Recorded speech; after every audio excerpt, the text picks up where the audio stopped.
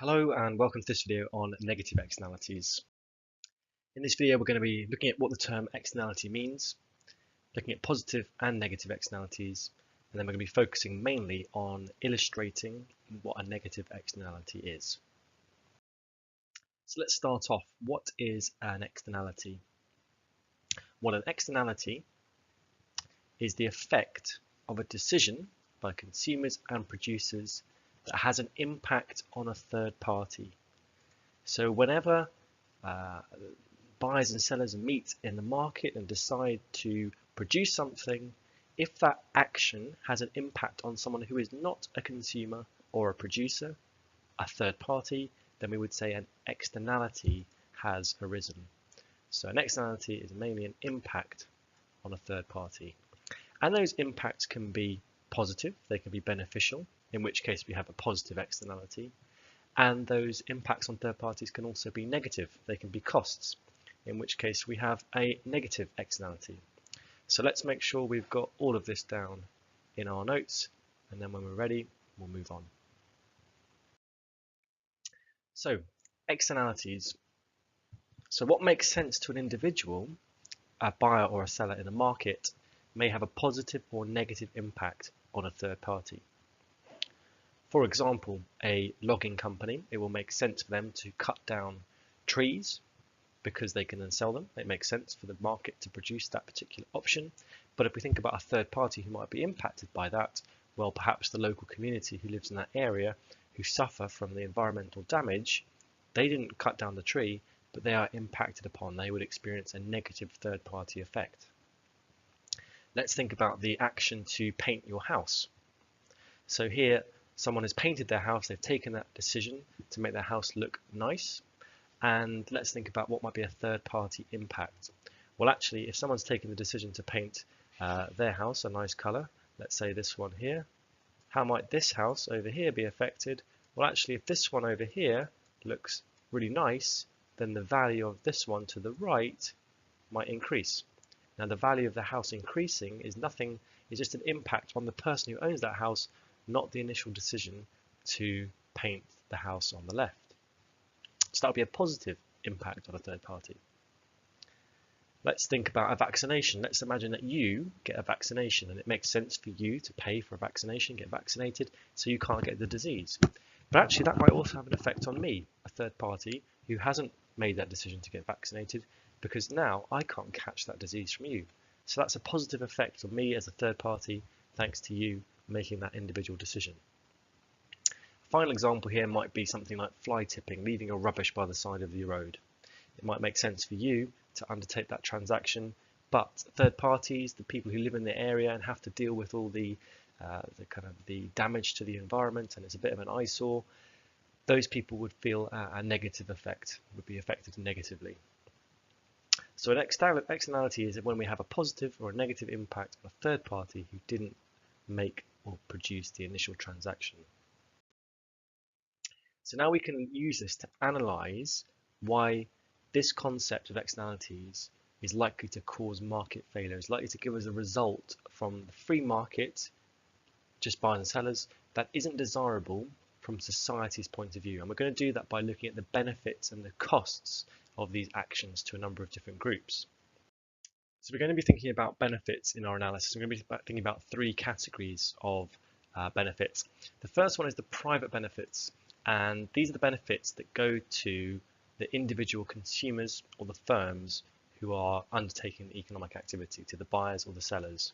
And in particular, we're going to be referring to the marginal private benefit. And that means the benefits that the consumer or supplier has gained from each extra unit. That's the key. That's what marginal means. From each extra unit, how much benefit do they gain? We're also going to be looking at the benefits not to the producers or the consumers of this particular item, but to the third parties, and we call those external benefits. So these are benefits to the third parties, not the consumer or the producer. Again, we're going to be referring to marginal external benefits here, and that is the extra benefit to a third party from every extra unit produced. Finally, we're going to look at the benefits not to the producer or the supplier or to the third party, but society as a whole. So the total benefits to society of the economic activity. And that is really just if we think about society, is the producer and the consumer, the private individuals, and also the external benefit as well. So when we're thinking about those combined, give us the social benefits. We're also going to be thinking about costs. So our first category here is private costs, and these are the costs to the individual consumer or the firms from producing the good or service. And again, we'll be referring to the marginal private cost, which is the cost of producing each extra unit. We're also going to be considering the external costs. These are the costs to third parties.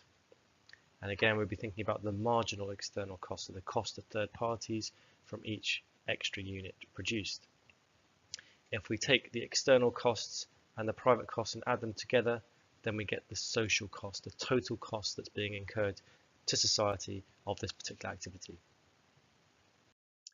So with these concepts in mind, we can now start to put together our analysis to illustrate why these externalities are likely to give us market failure. And we're going to focus here on the concept of a negative externality, so where there are negative effects on a third party. So the first thing we recognize is that we're going to look at the buyers and sellers within the market. And we're going to first of all talk about the benefits. So here we have the private benefit, or the marginal private benefit. So what this shows us is that for the first unit produced, we have quite a high benefit to the consumer or the producer of that particular unit that's being produced. It's the first one. If you imagine that here we're talking about chopping down trees, for example, the first tree that we chop down, people are likely to attach a high value to that. It's likely to be able to command a high price. By the time we've chopped down our millionth tree, actually everyone who's got one, wanted one, has got one, and actually we'd only get a lower price, a lower value, a benefit for that millionth tree produced. So here we have a downward sloping curve that illustrates the benefits we get from chopping down trees. It also equals the marginal social benefits here, but we'll come on to that in a second as to why that's the case. So we've got the private benefits. We're now going to add in the private costs. Now if you think about it, in terms of the cost, which tree would you chop down first? Would you chop down the tree that's cheap to chop down? Would you chop down the tree that is expensive to chop down? Well, you probably start with the cheap ones, the easy ones to get. So there'd be quite a low cost for the first one, perhaps, the easy ones to chop down. But by the time you've chopped those ones down, increasingly you get harder and harder to maybe climb to the top of the hill and chop the other ones down. The cost will start to rise. So here we have two curves that illustrate the costs and the benefits to the consumers and the firms of undertaking this particular action. So if we have a look, this first tree, does it make economic sense to chop down this tree here? Well, this is the benefit that we'll get, and this was the cost of doing it. So as long as the benefits outweigh the costs, then it makes economic sense to chop that tree down. Let's have a look at this tree here. The benefit of doing it is here, and this outweighs the cost. So again, it makes sense to chop this tree down, and so on and so on and so on, until we get to the situation where there is no longer a difference between the benefits and the cost of doing so, which occurs at this point here. So would the business in question chop down this tree? Well, no, because the costs here outweigh the benefits. So it wouldn't make economic sense to chop down this particular tree. So firms will keep producing until they reach this quantity of trees that have been chopped down. So let's get rid of these remarks. And so we can draw on what we would call the market equilibrium. This is the number of trees that we would get chopped down if it was just left to the buyer and seller to decide how many. And that occurs at the point where the private benefit equals the private cost. Prior to that, the private benefit was greater than the private cost. After that quantity, the private cost is greater than the private benefit, so it doesn't make economic sense to chop those trees down. Okay, now that's how many we would get chopped down, how many trees we would get chopped down if it was left to the free market. But if we think about it here, there's also going to be third-party impacts. There's going to be third-party effects on chopping down trees. If we think about it from a cost perspective, there are going to be costs to third parties of the environmental damage that's being done, maybe destruction of habitat, maybe people who live there, local communities. There will be costs to these third parties that we aren't taking into account here when we're just thinking about the logging company and the logging company's customers. So let's now consider adding in these external costs on top of our private costs. So if we're going to say this is the value of the external cost and we add it on to the private cost, then this gives us our marginal social cost. So the social cost here is the external cost plus the private cost. So here we're looking at the cost to society as a whole. Now we also need to do the same for the benefits. We need to look at the benefits to society as a whole. But we're going to assume here, we're going to make an assumption that actually there are no external benefits of chopping down trees. The only benefit of chopping down trees goes to the private consumers of those particular trees. So if there are no external benefits, then if we add on a zero amount to our private benefit, then our social benefit is just going to be the same. So here we've got the marginal private benefit, add on no external benefits, so our marginal social benefit will equal our marginal private benefit. So this curve now, this blue line, represents the social benefit as well as the private benefit. So let's go through our same analysis, but now we'll look at it from society's point of view. This first tree here, do we want this first tree chopped down? Well, here is the benefit of chopping that tree down, and here is the cost. So the benefits outweigh the costs. So we would say, yes, we do want that tree down, chopped down. What about this tree here? Well, again, the benefits up here outweigh the costs. So we would want that tree chopped down. What about this tree over here? Do we want this tree chopped down? Well, here are the costs and here are the benefits. Now the costs outweigh the benefits, so we wouldn't want this particular tree chopped down. If we continue the logic of this analysis, what we're saying is actually the socially optimum quantity, the best quantity of trees being chopped down from society's perspective would be up until this point here, up until where social benefit equals the social cost. And so this quantity here, Q SOC, is the number of trees that we would want chopped down from society's point of view. So what we can see is actually if we left it to the free market, we would get an overproduction. We would get too many trees chopped down than we want from society's perspective.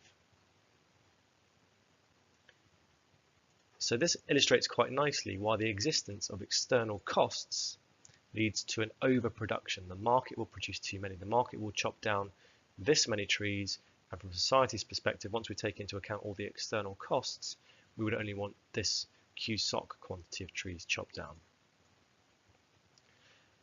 Right, we can take our analysis one step further. We can actually try and quantify, right, well, if this quantity of trees is being chopped down, if I extend this up here, we can actually quantify the damage to society, if we like. So all these trees here are all being chopped down, and that is undesirable from society's perspective because the costs up here outweigh the benefits. So for example, that area there represents the way in which the costs are greater than the benefits of that tree that's being chopped down from society's perspective. From this tree here, here's the cost, here's the benefit, and so the gap in between represents the net, if you like, cost or net welfare that is being lost to society from chopping that tree down. If we continue to take that analysis to its logical conclusion, we would end up with an area that represents the total welfare loss to society. So if I extend this line here, and this red area here would represent the net welfare loss to society. It gives us a total of all the area where the costs outweigh the benefits from those trees that are being overproduced, chopped down, that are undesirable. So this area in here represents the total net welfare loss of that overproduction that's being taken place by the free market. So this is our final diagram. This is our negative externality diagram. It's an important diagram, so let's make sure we've got a good copy down in our notes. You might want to pause the video to do that. So here is our example. Here is our completed diagram illustrating the negative externality. It illustrates the overproduction that we would get from the market if it's just left to buyers and sellers to determine how much to produce. And also we can look at the net cost to society of that overproduction, which is represented by the green area, sometimes known as the welfare loss, deadweight welfare loss, or net welfare loss area. So a negative externality exists when the social cost is greater than the net private cost, and so the market output is greater than the socially optimum output. The free market may overproduce goods or services that possess negative externalities.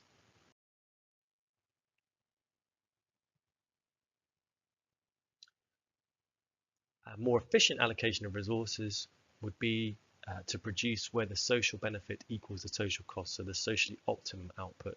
But the free market only takes into account the private cost of production, and so we're going to get an overproduction of the goods, and we're going to get negative costs to third parties that aren't taken into account. Here are a couple of examples. So things like driving your car, it makes sense for the private individual, the benefits of getting there quicker and the costs of the petrol. But actually, if everyone thinks like that, we have all these external effects on the other drivers of slowing them down and congestion and pollution. And actually, if it was just left to the free market, often we would get too many car journeys and more than is desirable from society's perspective. Again, things like environmental damage, a very common one.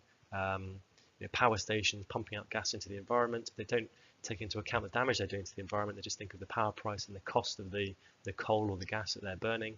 Then again, there'll probably be too much production from that particular style of generation of power, and we will get too much, and so a negative externality will exist.